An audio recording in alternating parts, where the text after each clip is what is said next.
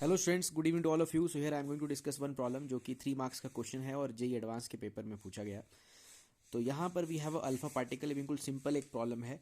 And इसमें basically जब charge particle magnetic field में जाते हैं तो उनका जो रेडियस रहता है उसके बारे में सवाल है।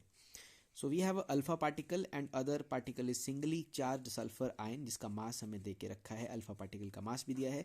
Both are initially at rest, they are accelerated through a potential difference capital V and then allowed to pass into the region of uniform magnetic field which is normal to the velocities of the particles, and within this region alpha particles sulfur ion move in circular orbits and उनका radius है r alpha rs and ratio पूछा जा रहा है rs upon r alpha का।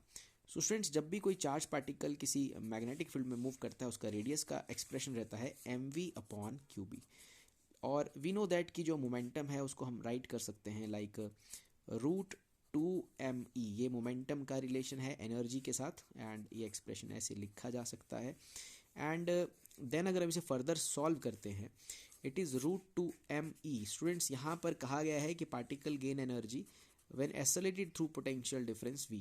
सो E का value रहेगा, energy is basically equal to qv, या जनरली आपने देखा होगा हम एनर्जी को लिखते हैं ev। सो यहाँ एनर्जी की जगह मैं लिख दूंगा qv देयर एंड नीचे है हमारे पास q इंटू कैपिटल B। सो इसे थोड़ा और सिंप्लीफाई कर लेते हैं, रेडियस का एक्सप्रेशन थोड़ा और सिंप्लीफाइड फॉर्म में लिख लेते हैं। It is 2m is still there, v is still there. यहाँ पर नीचे q है और यहाँ पर रूट में q है, तो यहाँ से q कैंसिल हो जाएगा। सो बेसिकली हमारे पास बचेगा q एंड रूट के बाहर आ जाएगा 1 अपॉन कैपिटल B। सो ये रेडियस ऑफ पार्टिकल जो इन सर्कुलर ऑर्बिट्स में रहेंगे उसका एक्सप्रेशन हमें मिल चुका है 1 upon capital B 2mv upon q there.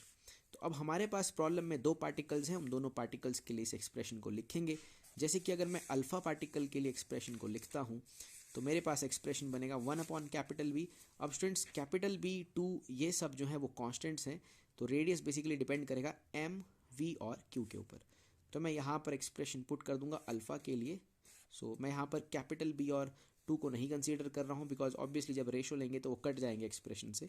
सो मास इसका देके रखा है 4mu, so I will simply take it is 4 and potential is also same for both, तो पोटेंशियल लेने की भी हमें स्टूडेंट्स जरूरत नहीं है। अपॉन चार्ज, अल्फा पार्टिकल का charge as we know that alpha is basically, alpha का जो चार्ज रहता है वो 2e रहता है, तो मैं यहाँ q की जगह सिंपली 2e लिख देता हूँ। It is 2e। सो ये अल्फा पार्टिकल के लिए मेरे पास रेडियस का रिलेशन बन जाता है। मास की जगह मैंने 4 लिखा स्टूडेंट्स, चार्ज की जगह 2e लिखा। Magnetic field is same for both particles, इसीलिए मैं फील्ड को नहीं लिख रहा हूँ। Potential is also same for both particles, दोनों को पोटेंशियल v से एसोलेट करवाया गया था थ्रू अ पोटेंशियल डिफरेंस। तो ये अल्फा के लिए रिलेशन बन गया m upon √4 upon 2e। Similarly हम सल्फर आयन के लिए भी जो है रेडियस का रिलेशन लिख देंगे। सो यहाँ पर सल्फर आयन का जो मास है वो देके रखा है 32 amu। अल्फा का दिया था मास हमारे पास 4 amu, इसलिए मैंने 4 लिखा था। सल्फर का देके रखा है 32, सो मैं से 32 लिख लूंगा। और यहाँ क्वेश्चन में लिखा है it is singly charged sulphur ion there. So singly charge alpha ion means मैं चार्ज की जगह लिखूंगा small e। So this is our equation second there. और हमसे यहाँ पर alpha radius of sulphur ion upon radius of alpha पूछा जा रहा है। So we simply divide equation second by 1 there. तो हमारे पास जो एक्सप्रेशन बनेगा वो बनेगा 32 upon e and it is being divided by 4 upon 2e student. So e से e जो है वो कैंसिल हो जाएगा and in the last we are just simply left with 32 into 2 divided by 4 there. So 2 2 ज़ा 4 एंड ये आ जाएगा हमारे पास 16 और रूट को सॉल्व करेंगे तो बनेगा 4 देयर। सो इसका जो आंसर है वो है r sulphur upon r alpha is equal to 4। So answer for this problem is 4। तो यहाँ पर हम लिखेंगे 4 students. So 4 is the answer for this problem. Thank you very much.